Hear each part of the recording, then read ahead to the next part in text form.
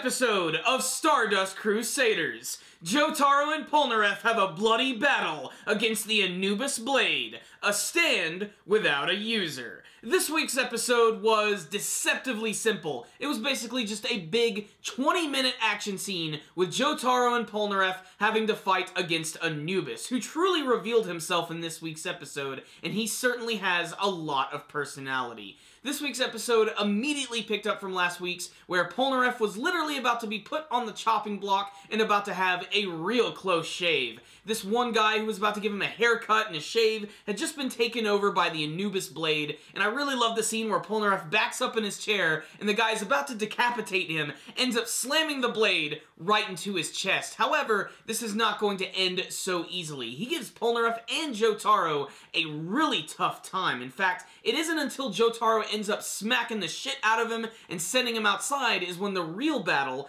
actually begins. I figured this was going to be an obvious move from Jotaro, but that one move where the Anubis Blade came down on top of him and he stopped it just by grabbing it, I knew that was going to happen, and he even immediately breaks the blade in half, sending it flying across the desert streets. However, this is not the end for the Anubis Blade. In fact, you learn in this week's episode that as long as a small portion, even just a very teeny portion of the blade exists, it can actually still have sentience, and it can still take over people. In fact, it uses this opportunity to take over Polnareff's body, and this is where Jotaro actually has to fight against Polnareff.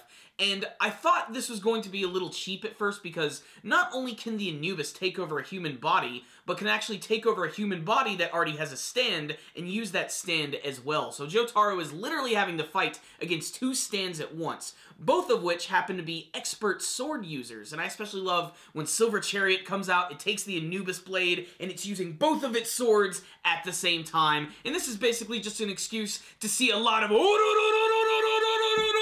The climax of the battle, however, is just so manly and awesome. So Jotaro has just been impaled by the Anubis Blade, and slowly but surely, Anubis is drawing the blade into his gut and getting ready to completely just kill him and disembowel him. That is until Jotaro uses his Star Platinum to actually start breaking the sword all the way down to the guard and the handle. You'd think this would be the end of the Anubis Blade, but no, that other part of the blade is on the other side of the street, and this kid picks it up, and he's getting ready to throw it like a boomerang. And luckily, out of nowhere, Iggy is the one who actually ends up saving the day, and that is fitting because every dog will have their day, and this was certainly a dog battle. You see, standing right in front of this kid is this lollipop, and Iggy tries to grab it, the kid ends up tripping on it, and this dude ends up throwing the sword all the way to the bottom of the Nile River. Not after having a lot of ridiculous run-ins, though. This one where it's about to hit a wall, but he's so nervous that he actually ends up just going through it.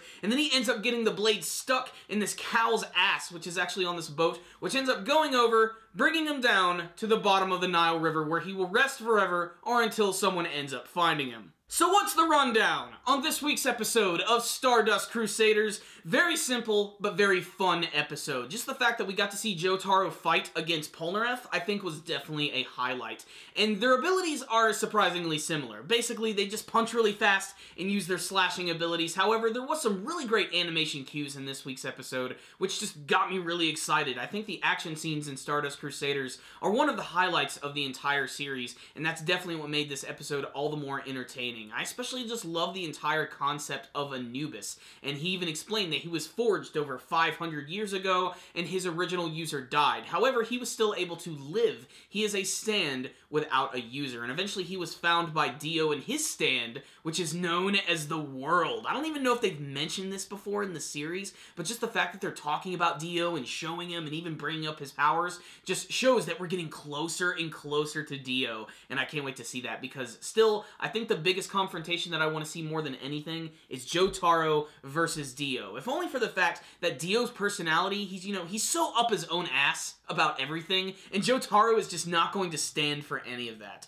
And Jotaro this week, damn, this guy is so freaking hardcore. During the battle, how he was just blocking all of the techniques. At first, he tried to grab the sword again, but it looks like he was about to have his face cut in half, and that's when he headbutts the actual sword. How many people do you know headbutt a sword? He actually ended up sending that blade going right into his shoulder, but still, that didn't affect him at all. And that final scene where he's being impaled and then just ends up punching the blade, that was so freaking manly and awesome. This is the manliest anime of all time. However, it is something of a sausage fest, I'm not going to lie, and it seems like they finally realized that because in the next week's episode, it looks like we're going to have a female stand user, which is the first one we've had in quite some time, and frankly, we need a female character in this series, guys. It is just begging for it. So this week's episode was a lot of fun. Jotaro, Polnareff, fighting against Anubis, Anubis taking over Polnareff, Jotaro fighting Polnareff and Anubis. It was really well animated, it was action-packed, and anytime an action scene involves either Polnareff or Jotaro,